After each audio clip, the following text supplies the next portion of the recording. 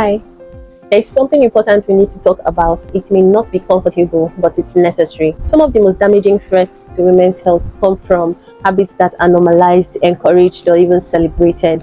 Many of these habits are often marketed as empowerment, self-improvement, or survival strategies. Behind the messaging, some are silently harming women's physical health, mental health, and long-term well-being. Welcome to MirasHealthHub, where we talk about health with honesty, context, and respect, not fear, shame, or trends. On today's episode, we are unpacking modern habits that quietly destroy women's health, not to judge or shame you, but to inform you, protect, and empower you. Number one on this list, I'm going to shake tables today, but it's okay, it's for your own benefits. The first on this list is substance abuse. This refers to the harmful or hazardous use of psychoactive substances, including alcohol and illicit drugs. It also refers to the excessive use of drugs in a way that is detrimental to self, society, or both. Sisters, in all honesty, there's nothing cute about being dependent on drugs and alcohol. And as a lady, long-term exposure is you simply calling on illnesses like liver cirrhosis, alcohol liver disease, and in worst case scenarios, psychosis to have its way in your life. Say no to drugs and alcohol consumption. Number two is influencer-driven supplement culture. This one is eating deep into the society. This is one of the issues clearly causing liver and kidney failure in present time. You should note that influencers are paid to promote products, and they'll do anything as far as they are getting paid without having to think of consequences it might be having on their followers. I saw a video of a celebrity or an influencer advertising a slimming tea some years back, promising that it's what she used to lose weight, only for her to have recently been diagnosed with hyperthyroidism, which caused her to lose weight excessively. And I'm sure so many people bought this tea and saw no results, hurting their internal organs in the process. Nobody should influence you into buying any supplements or herbal products. If you must get them, discuss with your doctor or health provider for professional guidance. Which leads me to my third point: unregulated supplement use and self-medication. There is nothing as unhealthy as self-medicating. You have a little headache, you treat malaria and typhoid by yourself. Your stomach aches or it runs, you're treating malaria and typhoid. In fact, everything that happens to you, it's malaria and typhoid. What is it? What did anti-malaria do to you? Also, paracetamol is another medication that has suffered so much. This guy has been abused left, right, and center. Self-medication can lead to life-threatening situations. I hope you are aware now, as a result of our carelessness. Not every pain is malaria. You need to go see your doctor, get your blood work done, and get prescribed medications. I've seen people that say that they have never drank alcohol, they've never done hard drugs, yet they have kidney failure. Also, we in this part of the world, we are very notorious for drinking herbs, also known as agbo in Nigeria. We drink it as if our lives depends on it. This should stop because long-term effects are very harmful. The fourth on this list is consulting Dr. Google and Dr. AI chatbots. Now, I was at work someday and someone came up to me and said that, oh, she has asthma. I was like, oh, wow, asthma? When? How did you know? When was it diagnosed? And she said, no, that she told her symptoms to ChatGPT and it confirmed it was asthma. Then I asked, what symptoms? And she said, wheezing at night. I lost it. I lost it completely, because what do you want ChatGPT to say to you at that point? There are several reasons why you're wheezing at night, and they are not all linked to asthma, to be honest. If you have any health concerns, go to the hospital and seek medical help. Get the right help from the right places. Don't go to ChatGPT or Google to go and start searching your symptoms. No, you're going to be led astray. Also, I don't mean you're going to your next door chemist and asking them to mix medications for you. In my books, that's drug abuse too, and I'm judging you, so stop it. Okay? Good. Now to my fifth point: accepting abuse or being the abuser. Now, there are several forms of abuse, from verbal to physical to emotional, etc. You shouldn't be accepting abuse, because long term it will damage your psyche, it will reduce your self-esteem, your self-worth, and at the end your health suffers. If you find yourself in an abusive environment, try removing yourself for your own sanity's sake, because it creates room for self-doubt, lack of motivation, while encouraging laziness. Drug abuse and misuse, and in severe cases, death. If you're the one doing the abusing, I'll give you a chance to repent from your old ways, hold your hands up and say, I won't do it again, and mean it. And change genuinely while you seek help. There's nothing cute about being abusive, harming others, or being abused. Rather, be the light you want to see, not the darkness you hear about. Okay? To the 6th point, body odor and mouth odor. Guys, it's offensive to stink. Are you aware? If you're moving around with body odor and bad breath, you are very, very wrong. Smelling is not allowed. You can't be smelling and be calling yourself a lady. Personal hygiene is the biggest form of self-love you can show yourself. If you love you, you won't smell.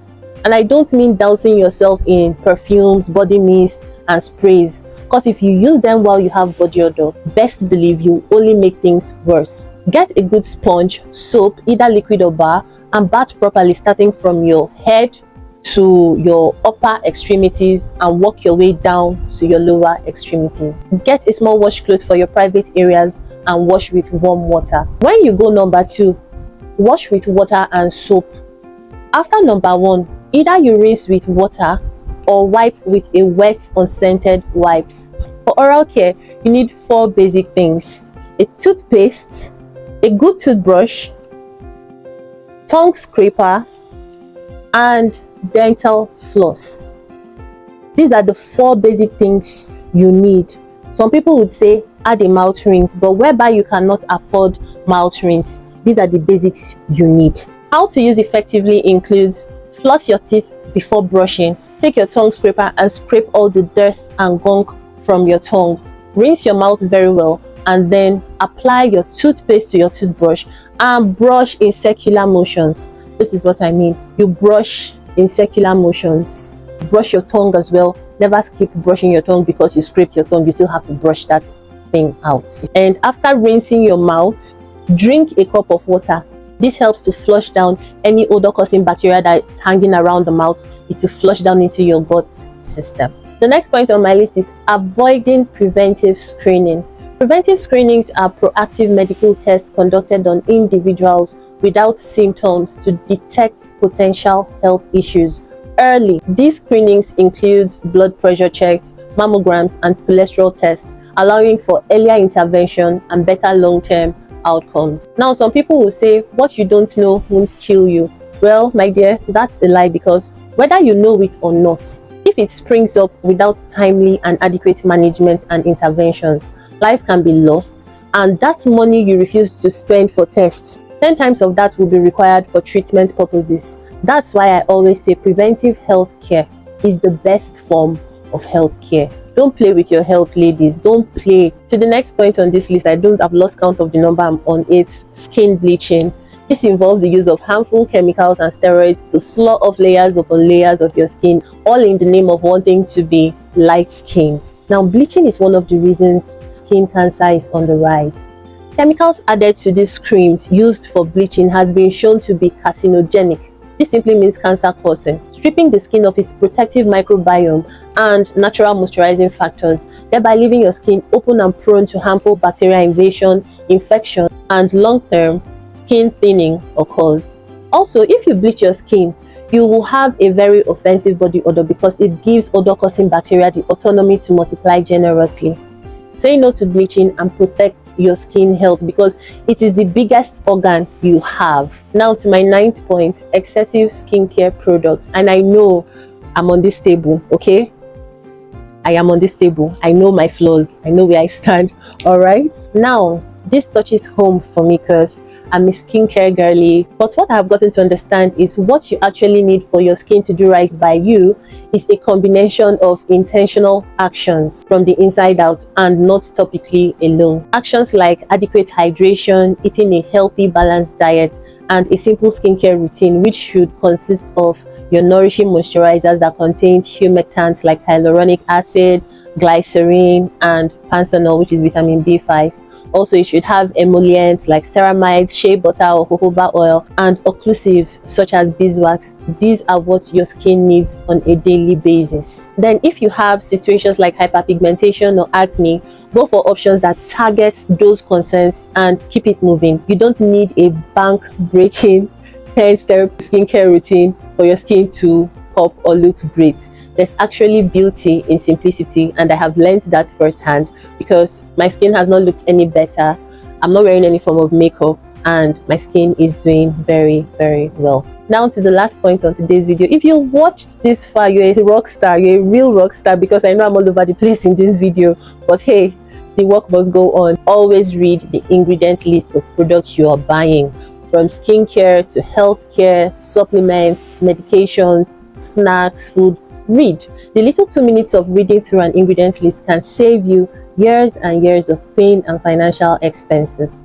Watching out for harmful chemicals like mercury, parabens, formaldehyde, talc in baby powders and powders in general, phthalates and SLS. These items has been proven via research that they are harmful to our health, and I believe if you know better, you will do better. And that's why I have come to let you see these things and know these things so you can do right by you. If this video made you smile or frown at some point in time during the video, please give me a thumbs up, like the video, subscribe to my channel, share with other ladies and girls you know, or even guys, they can learn one or two, and I'll see you in the next video. Until then, love yourself, ladies. Bye bye.